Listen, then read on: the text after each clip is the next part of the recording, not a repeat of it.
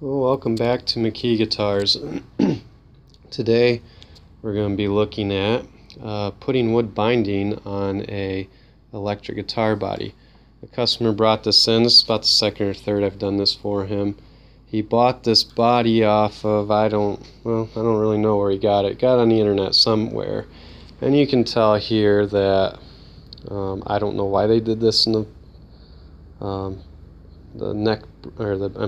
bridge pickup route. Usually that's supposed to go, straight across there.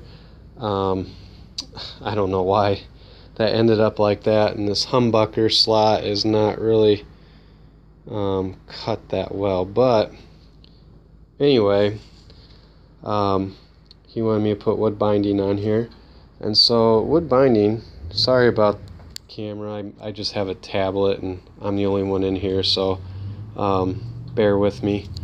But it's been a couple months since I posted a video, or maybe even 4 now. I've been just really busy and haven't had a chance to do some, but I thought people would be interested in something like this. This is kind of a difficult task. First you have to route the binding edge in there, the channel, all around the body. And then you have to start bending the wood binding. Here we're using curly maple on there. And if you don't have a binding routing jig, you can get this Dremel tool with the StewMac router base and this special little Dremel tool bit. Now you can see the little stop on there. It'll go up against the wood and stop your cutter from going any further. And this depth is set at 63 thousandths. So our binding thickness is going to end up being a 1/16 of an inch thick. The binding here is 80 thousandths, so that'll just give me a little bit of 20 thousandths overhang on the edge here, and I'll sand that flush, and then I'll be sanding the top flush. I don't have the full depth of the binding, I just have a little bit sticking up at the top, and then I just like to file that, sand it all flush with the guitar once it's glued on. So the way you bend this binding here, it starts out as a straight strip like this of curly maple, and this is the worst side to bend right here because you have some really tight curves in here. On this side here it's the easiest. It's just this tight curve here is just the toughest, which isn't too bad. And so you gotta start right here where the center is of the body. I just take the end of the binding, put it there, and I lay it over here, and I kind of start binding where my bends are. And then I go over here to my bending iron and start bending the curves. And it's really kind of guesswork with this. This is all freehand, and you can see that it gets really hot. I do have a thermostat on there. I can set the heat on it. But so what I'll do, I'll bend the toughest side first, get this all bent, and then I'll glue it on here. And the way I glue it on is with strapping tape, and that acts as my clamp. So put the tape on there and pull it down real tight, and I gotta make sure all this sits tight up against the wood when I'm putting it on.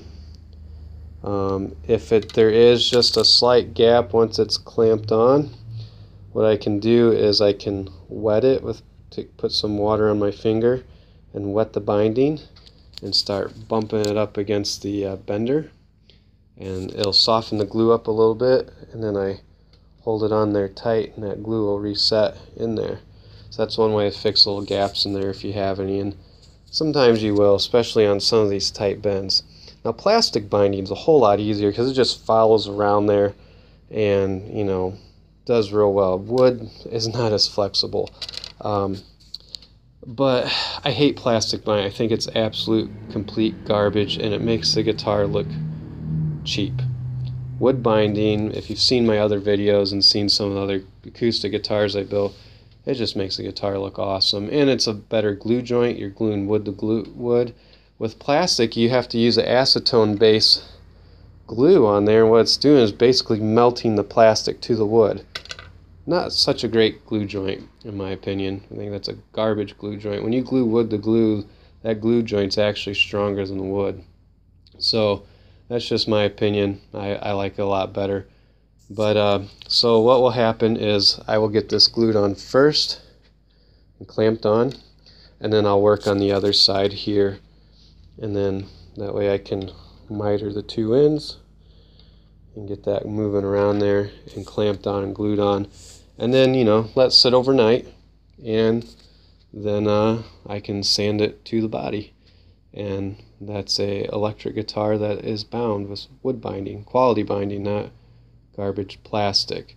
Now, you know, you don't have to do this to a guitar. It's not going to make it sound better, but this curly maple on this figured walnut is going to look really cool and look real nice and make the guitar just look that much nicer. So really, it's a looks thing. It has nothing to do with making the guitar sound any better. But this customer likes Sons guitars, and it's a little bit of a challenge to do it, of course, when you're bending wood freehand. When I bend the wood for my acoustic guitars, I have molds and jigs. You can kind of see a mess of mold and jigs in the side bender over there.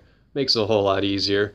But bending it by hand, that's a challenge, and you know, it's always good to have a little bit of a challenge. So sorry it's been so long since I've made a video and kind of showed you some building processes or repair work or, you know, customizations like this, but I just haven't thought of it and kind of neglected it. So I hope you enjoy this. Hopefully I can get some more videos out to you like this. I will be converting an electric guitar into a 4-string guitar here soon. Maybe I'll get some footage of that for you. But I appreciate you watching these videos, and hopefully you can learn something from this. Thanks for watching.